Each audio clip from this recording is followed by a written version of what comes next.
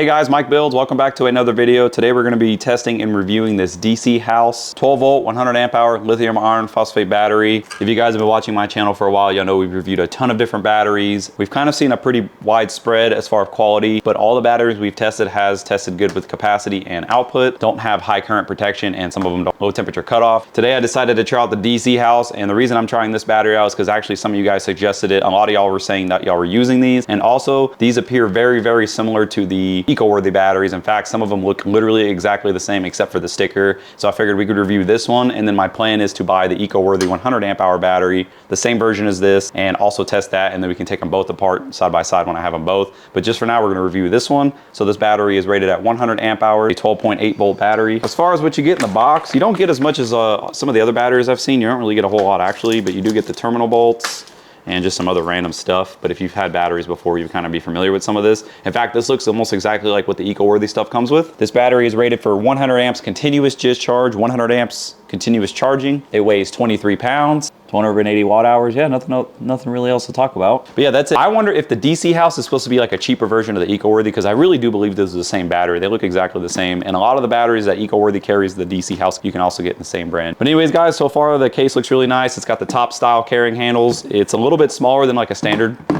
12 volt battery. So if you compare it to like this one right here, we also reviewed this battery. It's a little bit shorter.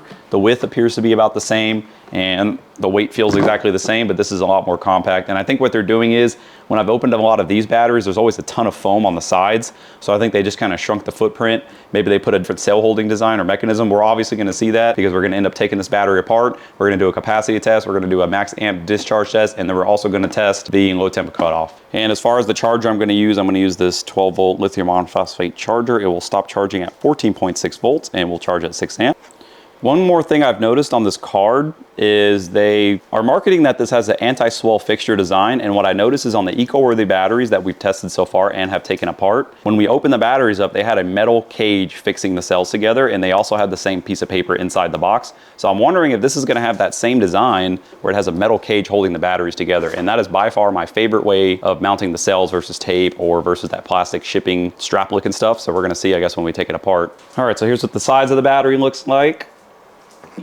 Nothing fancy there. The bottom and the back side. So you get some more specs right here and some other things like that. As far as price goes, at the time of this video, you can buy these right now on Amazon for 200 bucks or on eBay for 150. I believe I bought this one on eBay. I double checked and I paid $160 shipped to my door. So that's what taxes, obviously. So for some reason, eBay always seems to have a little bit better price on these, and same with the eco-worthy products. As far as which battery you should go with for the cost, it's kind of a wash. The battery market right now is so crazy. The prices fluctuate so much. I would honestly just kind of look for one that you like the build quality of the most, maybe has a better warranty, and then kind of just try to buy that one on sale, or just buy whatever one's cheapest at the time, because the price is constantly changing. It's a constant moving target. It's crazy right now. But we're gonna find out if this is any good for 150 bucks or not. Really nice terminals. You have to have nice terminals, otherwise you'll have bad connections. All right, guys, we got our DC House 100 amp hour battery fully charged. As you can see, we're sitting at 14 volts. So now we're gonna put a 0.2C load on the battery, which is going to be about 20 amps. We're gonna use a Harbor Freight Jupiter pure sine wave inverter, and that's gonna be powering a charge inverter that's gonna charge my 48 volt batteries, so none of the power will be wasted. So we're gonna kick the inverter on. Our current measuring shunt is actually gonna be powered externally with a battery pack, so that's not gonna affect the test results at all. And there we go, as close as 20 amps as I can get with this setup. So we're gonna let this run all the way until either the inverter shuts down or the BMS in the battery shuts down. So once we get our result, I'll show you guys what it looks like. It's gonna be displayed right here. That's gonna be our total amp hours. All right, guys, the discharge test just completed, and we got a total of 100.6 amp hours. So 100.6, so it did pass technically. I do like to see it a little bit higher than 100 on a 100 amp hour battery, but it did meet the mark, so all good there. Now I'm gonna fully charge the battery again so we can do a full amp discharge test to see if the high amperage disconnect will work on this battery or not. This battery is rated at 100 amps, so we have it connected to the 2000 watt pure sine wave inverter, and we're gonna connect a space heater to it. This space heater can pull 1500 watts on high. So first we're gonna start on low and just make sure it'll handle that. So on low, it only pulls about 500 watts. Let's go ahead and crank it up to high. And we're at over 100 amps. Looks like it's handling it just fine. I'm actually gonna let this run for just a few minutes to make sure it actually will handle the 100 amp load. All right, so we're pulling 109 amps. It doesn't seem to be struggling at all. I have the space heater on. Now I'm gonna plug in a small heat gun to see if we can get a little bit more output out of it.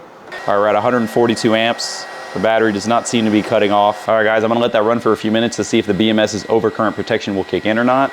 A lot of times on these cheaper batteries, it's kind of hit or miss.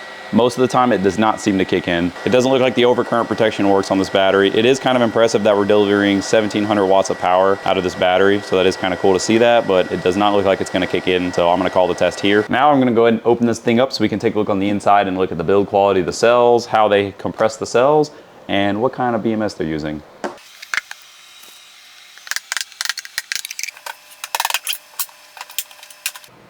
All right, we got it open. It wasn't actually too bad. Here's kind of the first look inside. BMS is still kind of warm from us testing it, but looks like a big beefy BMS. That looks good. Ooh, these stink. Kind of what I was showing before, nice big beefy BMS. The wires coming out of the battery look pretty good. These appear to be 6-gauge wiring. The connections going to the battery lid are really nice. Nice crimp right here. You have this heat and abrasion resistant wrapping right here. I kind of see that a lot on a lot of these batteries nowadays, so good to see that. You get some foam here to kind of hold everything down.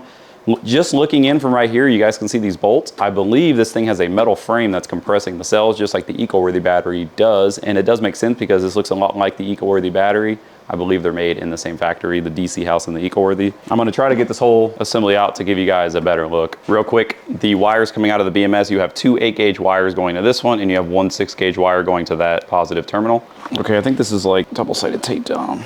There's basically like a big fiberglass board that appears to be adhered down on top of the cell. So I'm gonna try my best to pull this up without damaging anything. All right, here we go. I was able to just pull on this with a screwdriver to get it up.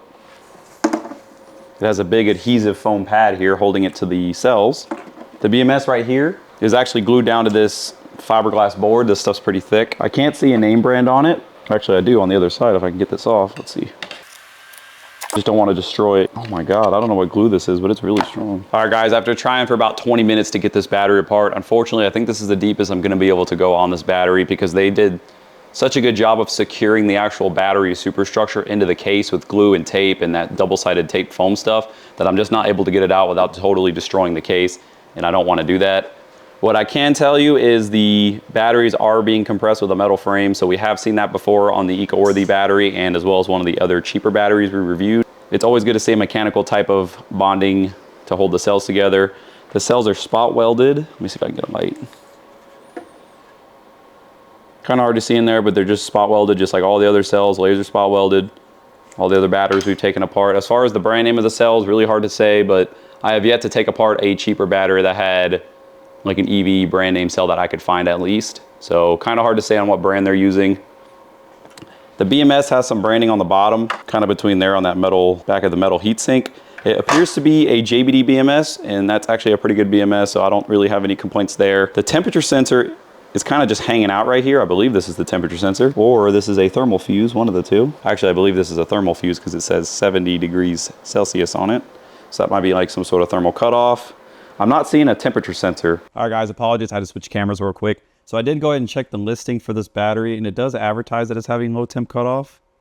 But I'm not able to find a temperature sensor anywhere in this battery, so I'm not really sure where they're getting that from. Maybe this specific model doesn't have it, but according to the listing, it does have it, but I don't really see a way for it to have it if all it has is a high temperature fuse or high temperature cutoff, whatever this is. I don't think this is a low temp cutoff temperature sensor. Maybe you guys can correct me if I'm wrong, but I'm pretty sure that's not what that is. When I remove the balance wires from the BMS, there is a bunch of this goo holding it on, so that's really good. And the battery does feel very well put together. Nothing is flopping around. The BMS is very solidly mounted. Couldn't even get that off. Really love to see that. And they used a metal frame. So I think that kind of checks all the blocks. This was more of a cheaper battery. These go for sale on Amazon a lot for a little more than 150 bucks actually. And I'm checking the eBay listing now. So at the time of me making this video, I was able to buy this battery on eBay for 150 bucks. Right now they're actually going for $135. But what I noticed is on the eBay listing, it doesn't say anything about low temperature cutoff. But if you go to the Amazon listing actually does list it as having low temp cutoff. And it's also, the price is significantly higher. As you can see, it's $189. And you can actually buy the Bluetooth version, which probably does have a low temp cutoff because they put a different BMS in it most of the time. And it's actually a little bit cheaper. So it's kind of hard to say. I don't think this model specifically has low temp cutoff. Personally, for me, that doesn't matter because I live in the South. But if you do live in the North, that is something to consider. I would probably recommend buying a battery that you know for a fact has a working low temp protection feature that actually works. The overcurrent protection did not work. However, we were able to pull full capacity out of the battery, so we do love to see that. It did pull over the spec of 100 amps. It actually went to 140 and some change amps. The high, something to keep in mind if you're gonna be running this, always run a fuse in your system, guys. A lot of these BMSs, for some reason, I think they disable the high current protection, because I think if the high current protection tripped more, I believe people would have more complaints with the battery. I don't know why, but I feel like people, if they're pushing these things to the extremes, for some reason or another, the manufacturers either use a low quality BMS that doesn't have high current protection enabled, or they just don't themselves enable it when they build the batteries. I'm not really sure how that works. So there you go, guys. The build quality was okay. Definitely love seeing that metal frame. I know I keep mentioning that, but that's a big positive in my opinion. If you can get this battery for cheaper than, I'd say 150 to 140 bucks,